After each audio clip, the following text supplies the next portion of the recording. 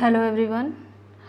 आज की इस वीडियो में सोशियोलॉजी से रिलेटेड टॉप 30 क्वेश्चंस के बारे में बात करने वाले हैं। ये आपके आने वाले एग्जाम्स नेट जेआरएफ के लिए इम्पॉर्टेंट रहने वाले हैं। वीडियो स्टार्ट करने से पहले अगर आप चैनल पर नए हैं तो चैनल को सब्सक्राइब कर लें।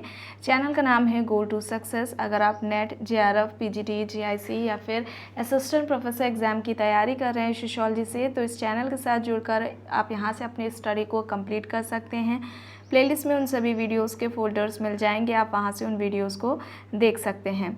तो चलिए स्टार्ट करते हैं। फर्स्ट क्वेश्चन है, किसने कहा है कि विवाह बच्चों के उत्पादन तथा भरण पोषण की एक संविदा है? विवाह को बच्चों के उत्पादन तथा भरण पोषण की संविदा किसने कहा है? आइए ऑप्शंस देखते हैं। Radcliffe Brown, Lowie, Malinowski, Parsons. Radcliffe Brown, Lowie, Malinowski, Parsons options में हैं। तो यहाँ पर राइट आंसर क्या होगा? मेलानोव्स्की होगा। ऑप्शन सी यहाँ पर क्या हो जाएगा? राइट आंसर हो जाएगा। वहीं पर अगर बोगार्ड्स की बात की जाए तो इन्होंने क्या कहा कि जो विवाह है वो स्त्री और पुरुष के पारिवारिक जीवन में प्रवेश करने की संस्था है। विवाह कैसी संस्था है? स्त्री और पुरुष के पारिवारिक जीवन में प्रवेश करने की ये क्या है? एक संस्था है। और ये कहना बोगार्ड्स का है। वहीं पर रेडक्लिफ ब्राउन क्या कहते हैं विवाह के बारे में? विवाह एक सामाजिक व्यवस्था है। विवाह को इन्होंने क्या कहा? सोशल सिस्टम कहा। एक सामाजिक व्यवस्था है जिसके द्वारा जिस व्यवस्था के द्वारा कि जो विवाह है इसके द्वारा एक बच्चे को कि विवाह के बाद जब संतान जन्म लेती है उस बच्चे को समाज में वैध स्थान प्राप्त होता है और जिसे सामाजिक अर्थों में वंशावली द्वारा निर्धारित किया जाता है। तो यहाँ पर विवाह की जो बात की है वंशावली और बच्चे को समाज में वैध स्थान और प्लस इन्होंने क्या बताया? विवाह को एक सामाजिक संस्था बताया। तीन इम्पॉर्टेंट इनकी डेफिनेशन से जो बात है वो निकलती है कि इन्होंने विवाह को एक सामाजिक व्यवस्था बताया।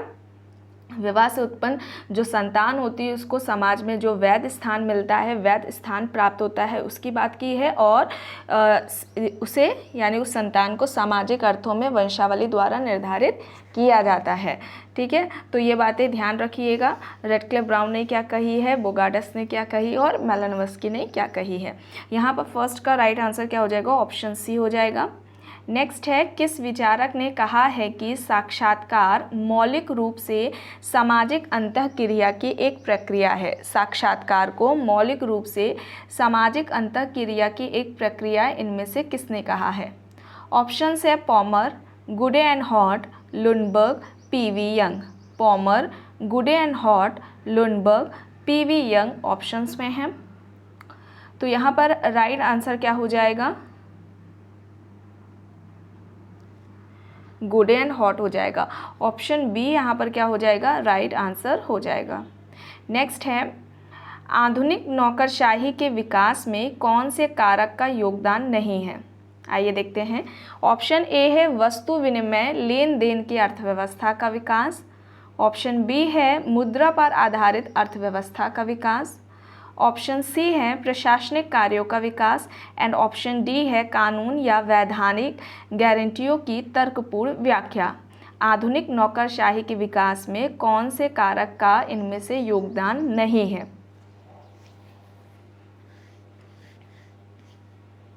तो यहाँ पर राइट आंसर क्या होगा? वस्तु विनिमय लेन देन की अर्थव्यवस्था का विकास। ऑप्शन ए यहाँ पर राइट आंसर हो जाएगा।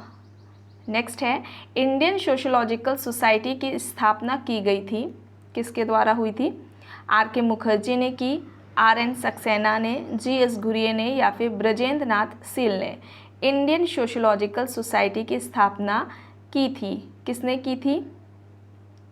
किसके द्वारा की गई थी? R K Mukherjee, R N Saxena, G S Ghurye, Brajendra Nath Seal options में हैं। तो यहाँ पर राइट आंसर क्या हो जाएगा? जी एस घुरिये हो जाएगा। ऑप्शन सी यहाँ पर क्या हो जाएगा?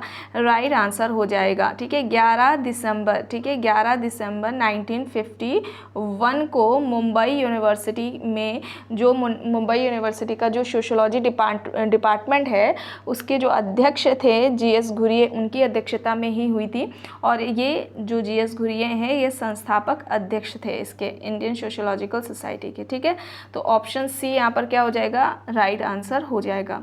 नेक्स्ट है जीएस घुरिये के अनुसार जिस किसी को भी विशेष रूप से भारतीय समाजशास्त्र का अध्ययन करना है उसके पास गहन अध्ययन होना चाहिए। भारत का समाज, ठीक है, या भारतीय समाज का अध्ययन करना है उसके पास गहन अध्ययन होना चाहिए। ऑप्शंस हैं भारत की परंपरा, संस्कृत साहित्य का जो ज्ञान है वो, वैज्ञानिक विधि का, या फिर तुलनात्मक विधि का। जिस किसी को भी विशेष रूप से भारतीय समाज या भारत का समाजशास्त्र का जो अध्ययन है वो अगर करना है तो उसके पास गहन अध्ययन होना चाहिए। जीएस घुरिये ने किसे कहा है, किसके बारे में बात की है? भारत की परंपरा, संस्कृत साहित्य का, वैज्ञानिक विधि का, या फिर तुलनात्मक विधि का।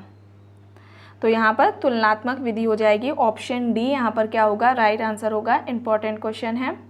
नेक्स्ट है, यह सत्य है कि आर्थिक विकास के वर्तमान स्तर की दृष्टि से एशिया अति शहरीकृत है। ऐसी तर्कपूर्ण टिप्पणी किसने की है? यह सत्य है कि आर्थिक विकास के वर्तमान स्तर की दृष्टि से एशिया अति शहरीकृत है, और ऐसी बात किसने की है? PM Hauser, MS Gore, Karl Marx, Adam Smith options में हैं। PM Hauser, MS Gore, Karl Marx, Adam Smith options में हैं। तो यहाँ पर क्या होगा राइट आंसर? PM हॉसर होगा। ऑप्शन ए यहाँ पर राइट आंसर होगा। नेक्स्ट है, निम्न में से किसने भारतीय संदर्भ में किसान आंदोलन का अध्ययन किया है? भारतीय संदर्भ में किसान आंदोलन का इनमें से अध्ययन किसने किया है? ऑप्शंस हैं DN Dhanagare, David Hardiman, SC Dube, DN Majumdar. DN Dhanagare, David Hardiman, SC Dube, DN Majumdar options में हैं। भारतीय संदर्भ में किसान आंदोलन का अध्ययन इनमें से किसने किया है? तो यहाँ पर राइट आंसर क्या होगा? DN धनागरे। ऑप्शन ए यहाँ पर क्या हो जाएगा? राइट आंसर हो जाएगा। इनकी बुक क्या है? Peasant movement in India, peasant movements in India, ये धनागरे की बुक है। ऑप्शन ए यहाँ पर राइट है। नेक्स्ट है, निम्न समाजशास्त्रियों ने समाजशास्त्र में महत्वपूर्ण योगदान दिया है, इनका सही समय क्रम क्या है? Karl Marx, August Comte, E.B. Tylor, George Simmel हैं। तो पहले क्या होगा, कौन आएगा? अगस्ट कॉम्ट, फिर Karl Marx, Tylor and last में सिमेल, ठीक है। ऑप्शन सी यहाँ पर राइट आंसर होगा। पहले अगस्ट कॉम्ट आएंगे, ठीक है। अगस्ट कॉम्ट का जन्म कब हुआ था? 1798 में फ्रांस में हुआ था, ठीक है। 1798 में फ्रांस में हुआ था। और कार्ल मार्क्स की बात की जाए तो इनका हुआ था 1818 में जर्मनी में, ठीक है। फिर थर्ड नंबर पर टायलर आएंगे और फोर्थ में सिमेल आएंगे। तो ऑप्शन सी यहाँ पर क्या होगा? राइट आंसर होगा। नेक्स्ट है, निम्न में से कौन सा एक सही नहीं है? अगस्ट कॉम्ट मॉन्टपेलियर, दुर्खीम का है एपिनल, मैक्स वेबर का है एरफर्ड, कार्ल मार्क्स का है सेंट पीटर्सबर्ग। तो यहाँ पर कौन सा सही नहीं है पूछा जा रहा है।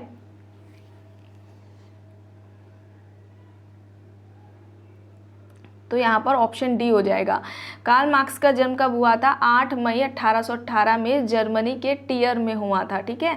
तो यहाँ पर क्या होगा? जर्मनी या फिर टियर होना चाहिए। ऑप्शन डी यहाँ पर क्या है? राइट आंसर है। नेक्स्ट है, पोलिश कृषकों का अध्ययन किसके द्वारा किया गया? पोलिश कृषकों का अध्ययन किसके द्वारा किया गया? ऑप्शंस है Thomas and Znaniecki, Park and Burgess, Robert Chambers, Robert Redfield. Thomas and Znaniecki, Park and Burgess, Robert Chambers, Robert Redfield options में हैं। पोलिश कृषकों पर अध्ययन किसका रहा है? तो यहाँ पर राइट आंसर क्या हो जाएगा? Thomas and Znaniecki. Option A यहाँ पर क्या होगा? राइट आंसर होगा। थॉमस एंड नैनकी का क्या कहना था कि जो पोलिश कृषक समाज है उसका विकास या ये समाज 3 चरणों से होकर के गुजरा है। पहला संगठन की बात करते हैं, दूसरा विघटन और फिर थर्ड में पुनर्गठन की बात करते हैं। पोलिश कृषक समाज 3 चरणों से होकर के गुजरा है, या पोलिश कृषक समाज का जो विकास है वो 3 चरणों से हुआ है। ठीक है, 3 चरणों में हुआ है। पहला हो जाएगा संगठन, फिर दूसरा हो जाएगा विघटन एंड थर्ड नंबर पर पुनर्गठन। ठीक है, तो ऑप्शन ए यहाँ पर राइट होगा। नेक्स्ट है डेविड हार्डीमैन संबंधित हैं, इंपॉर्टेंट है क्वेश्चन, सभ्यतावादी परिप्रेक्ष्य से, मार्क्सवादी परिप्रेक्ष्य से, उपाश्रित परिप्रेक्ष्य से या फिर संरचनात्मक परिप्रेक्ष्य से। डेविड हार्डीमैन किससे संबंधित हैं? सभ्यतावादी परिप्रेक्ष्य से, मार्क्सवादी परिप्रेक्ष्य से, उपाश्रित परिप्रेक्ष्य से या फिर संरचनात्मक परिप्रेक्ष्य से।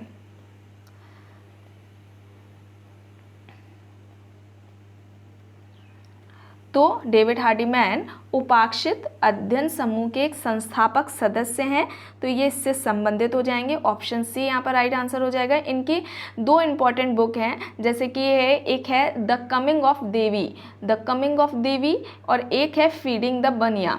ठीक है, सेकेंड बुक का नाम क्या है? फीडिंग द बनिया, एंड पहली क्या बताई? द कमिंग ऑफ देवी। ये एग्जाम में पूछी जाती है आपकी, तो ऑप्शन सी यहाँ पर क्या होगा? राइट होगा। नेक्स्ट है कौन सा परिप्रेक्ष्य इस मान्यता पर आधारित है कि भारतीय समाज अद्वितीय है और भारतीय सामाजिक संस्थाओं को मूल कृतियों के द्वारा बेहतर समझा जा सकता है? ऑप्शंस हैं भारतीय विद्या अध्ययन, संरचनात्मक प्रकार्यात्मक, मार्क्सवादी या फिर सभ्यतावादी। कौन सा परिप्रेक्ष्य इस मान्यता पर आधारित है कि भारतीय समाज अद्वितीय है और भारतीय सामाजिक संस्थाओं को मूल कृतियों के द्वारा बेहतर समझा जा सकता है? तो यहाँ पर क्या होगा राइट आंसर? भारतीय विद्या अध्ययन, ऑप्शन ए यहाँ पर क्या हो जाएगा? राइट आंसर हो जाएगा। नेक्स्ट है व्यापार में गिरावट अथवा आर्थिक तंगी एवं मुद्रास्फीति की वजह से पनपने वाली जो बेरोजगारी है वो क्या कहलाती है? व्यापार में गिरावट या आर्थिक तंगी और मुद्रास्फीति की वजह से जो बेरोजगारी जन्म लेती है उसे क्या कहा जाता है? ऑप्शंस हैं व्यक्तिपरक बेरोजगारी, अकस्मात बेरोजगारी, चक्रीय बेरोजगारी या फिर मौसमी बेरोजगारी। क्या होगा यहाँ पर राइट आंसर?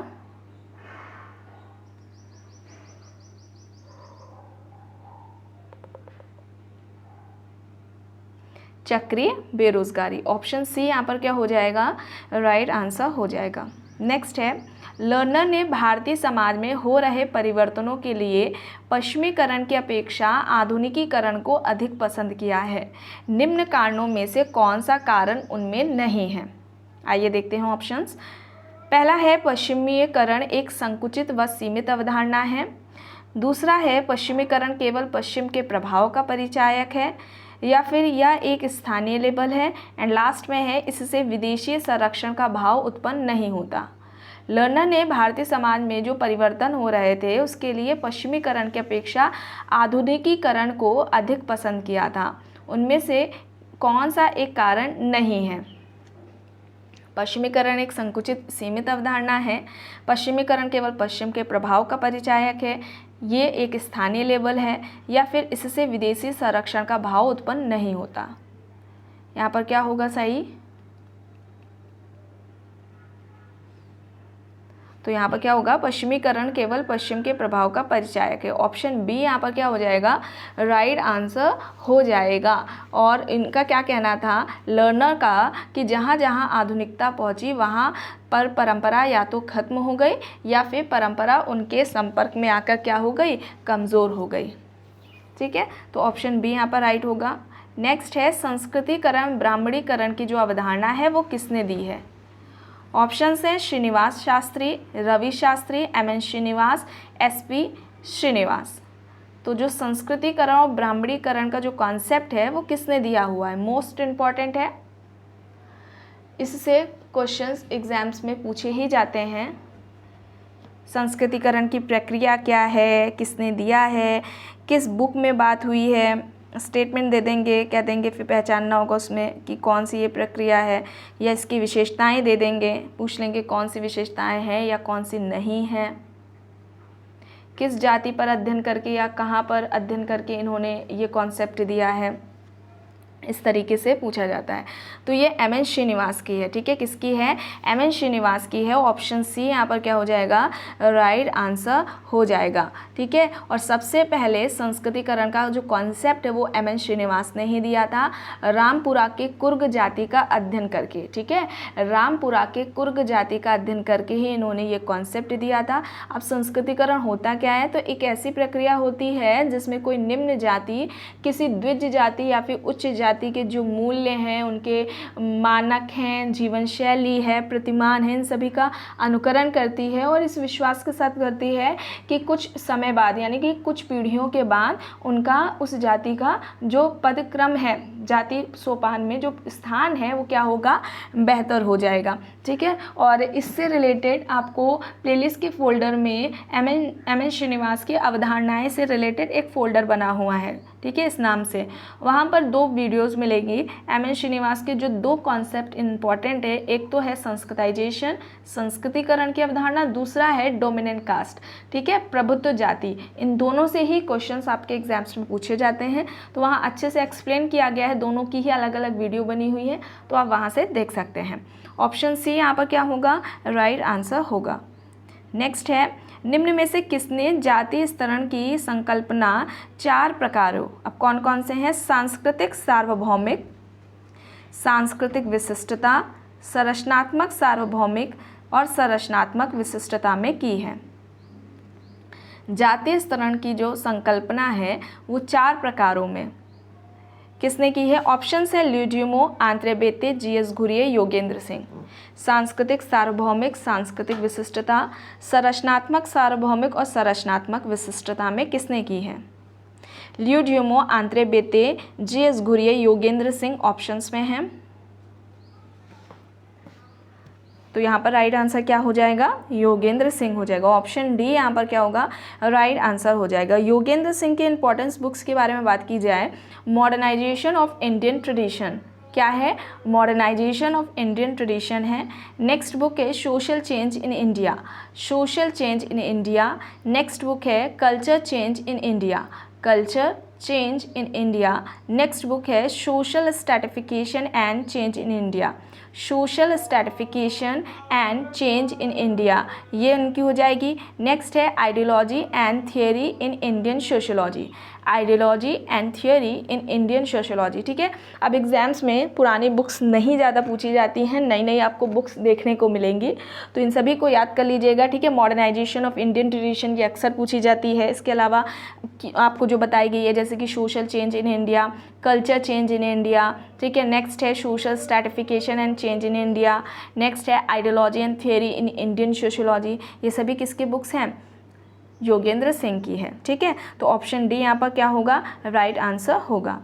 नेक्स्ट है, निम्न में से किसने संभवतः स्ट्रक्चरलिस्ट के अपेक्षा पोस्ट स्ट्रक्चरलिस्ट के रूप में बेहतर ढंग से जाना जाता है, माइकल फूको, गिडेंस, गॉफमैन है या फिर इनमें से कोई नहीं। किसे स्ट्रक्चरलिस्ट की अपेक्षा पोस्ट स्ट्रक्चरलिस्ट के रूप में बेहतर ढंग से जाना जाता है, तो यहाँ पर क्या होगा, कौन होंगे वो, फूको। ऑप्शन ए यहाँ पर क्या होगा, राइट आंसर होगा। अब इनके कुछ इंपॉर्टेंट बुक्स हैं जैसे कि the birth of the clinic, पहली क्या है, the birth of the clinic, दूसरी है मैडनेस एंड सिविलाइजेशन, सेकंड क्या बुक है, मैडनेस एंड सिविलाइजेशन, थर्ड है the archaeology of knowledge, third क्या है, the archaeology of knowledge, fourth है discipline and punish, fourth book का नाम क्या है, discipline and a punish, and last जो है the order of things, the order of things. ये कुछ इंपॉर्टेंट बुक्स हैं, ठीक है, मैक्स वेबर की, सॉरी फूको की, तो इन्हें आपको याद करना है। ऑप्शन ए यहाँ पर राइट होगा। नेक्स्ट है विपथन रोगात्मक व्यक्तियों के परिणाम स्वरूप नहीं होता बल्कि संस्कृति और समाज की संरचना के कारण होता है, यह तर्क किसका है। ऑप्शन है Durkheim, Robert Merton, Cohen, Freud. Durkheim, Merton, Cohen, Freud options में हैं।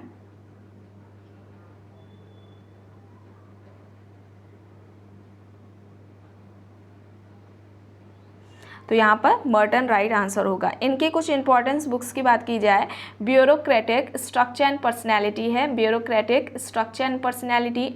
नेक्स्ट बुक है वन द थ्योरेटिकल सोशियोलॉजी, ठीक है, वन द थ्योरेटिकल सोशियोलॉजी है। नेक्स्ट है social structure and anomie, social structure and anomie है। नेक्स्ट है on social structure and science, on social structure and science. ये कुछ नई बुक्स हैं, ठीक है, मर्टन की, इन्हें याद करना है आपको। ब्यूरोक्रेटिक स्ट्रक्चर एंड पर्सनैलिटी आपको बताई गई, ठीक है। One the theoretical sociology, one the theoretical sociology, ये इनकी बुक हो जाएगी। नेक्स्ट है social structure and anomie, social structure and anomie है। नेक्स्ट है on social structure, on social structure and science, ठीक है, on social structure and science. ये सभी बुक्स मर्टन की हो जाएंगी। ऑप्शन बी यहाँ पर राइट होगा। नेक्स्ट है pluralism, equality and identity, comparative studies. अब ये बुक किसने लिखी है? Hutton, Dipankar Gupta, TK. Oommen, AJ. Frank options में हैं। Pluralism, equality and identity, comparative studies, Hutton, Dipankar Gupta, TK. Oommen, AJ. Frank options में हैं। तो यहाँ पर राइट आंसर क्या हो जाएगा?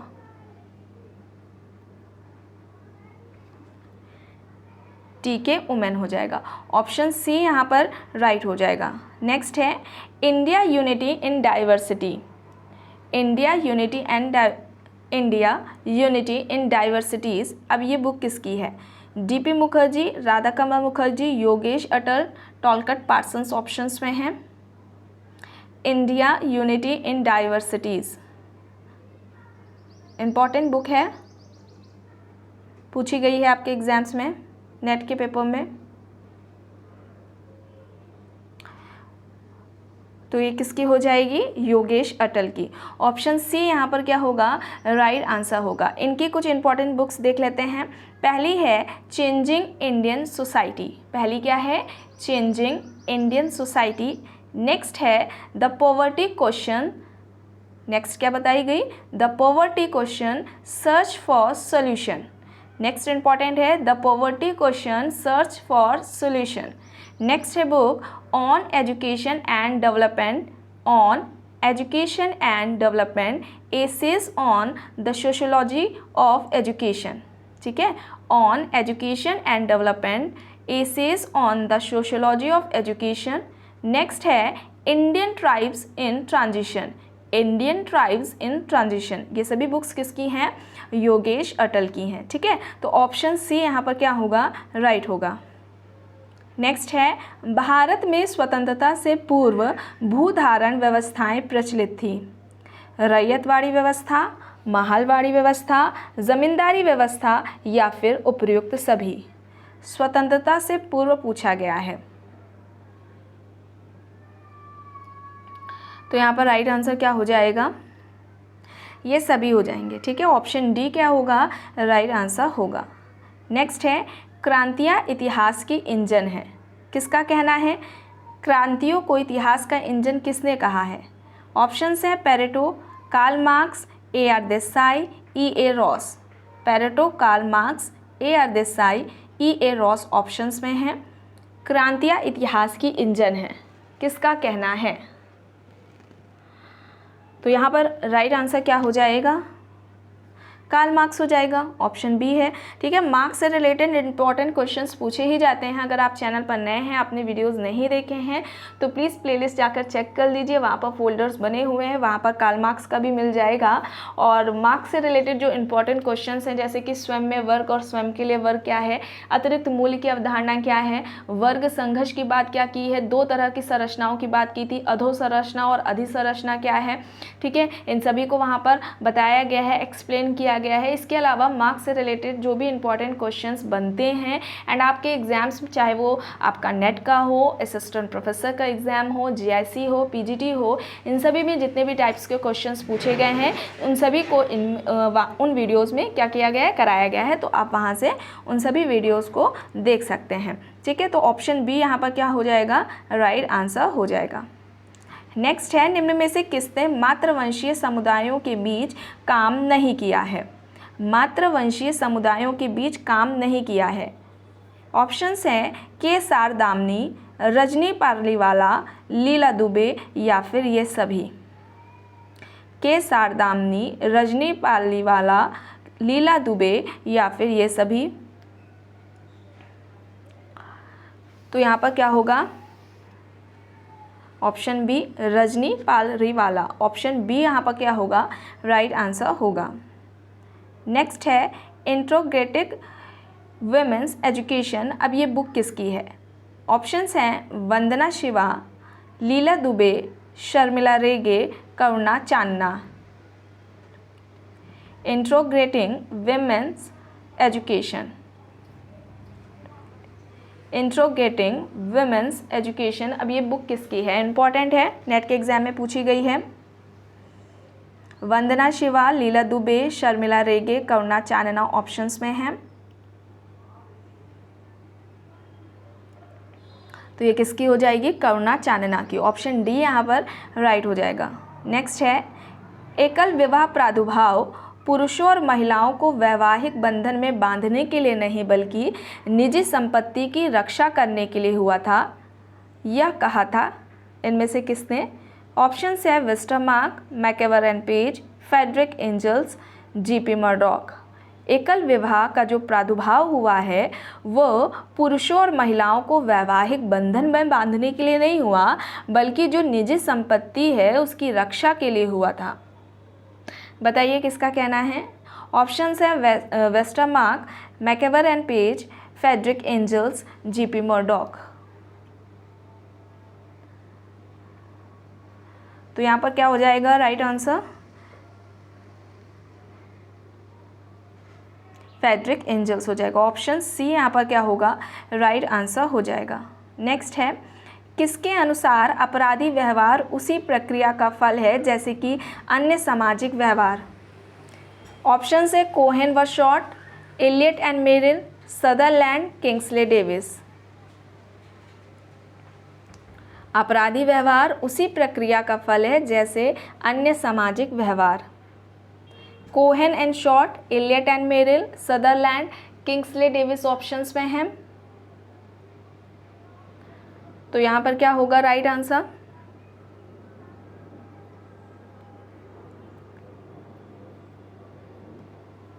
सदरलैंड होगा। ऑप्शन सी क्या हो जाएगा? राइट आंसर हो जाएगा। श्वेतवसन अपराध की बात की थी।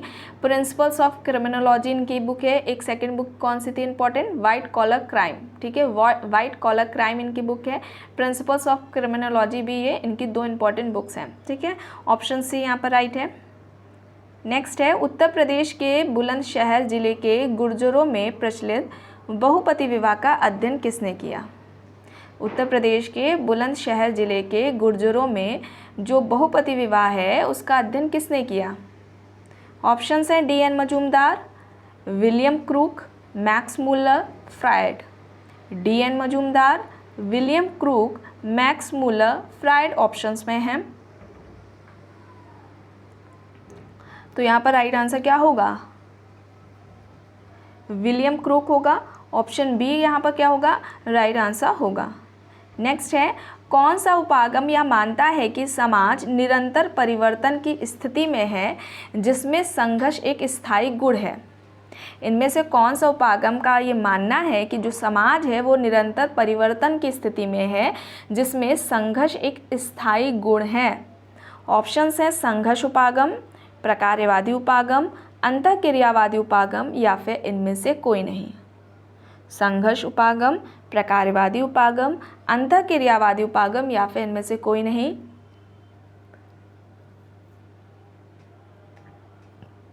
तो यहाँ पर क्या होगा? संघर्ष उपागम होगा। ऑप्शन ए यहाँ पर राइट होगा। नेक्स्ट है अच्छे ढंग से अवलोकन को वैज्ञानिक जांच पड़ताल की शास्त्रीय पद्धति कहा जाता है। ठोस अर्थ में अवलोकन में कानों तथा वाणी की अपेक्षा आँखों के प्रयोग की स्वतंत्रता है। ऑप्शंस हैं बोगार्डस, सी.ए. मोजर, पी.वी. यंग, लीपले।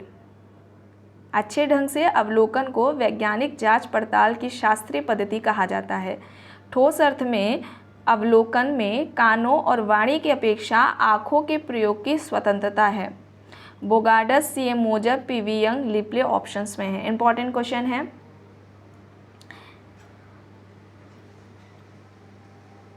क्या हो जाएगा यहाँ पर राइट आंसर? सीएम मोजर। ऑप्शन बी सीएम मोजर यहाँ पर राइट आंसर है।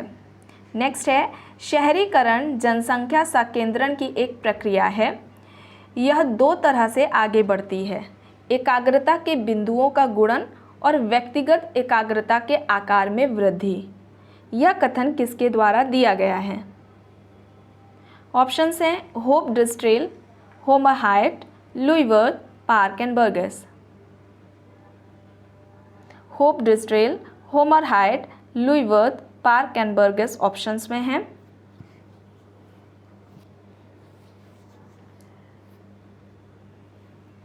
तो यहाँ पर राइट आंसर क्या हो जाएगा?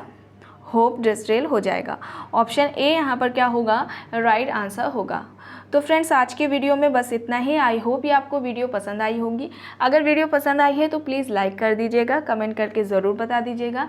चैनल पर अगर आप नए हैं तो चैनल को भी ज़रूर सब्सक्राइब कर लीजिएगा एंड इस वीडियो को जितना हो सके ज़्यादा से ज़्यादा लोगों के साथ शेयर भी ज़रूर करिएगा।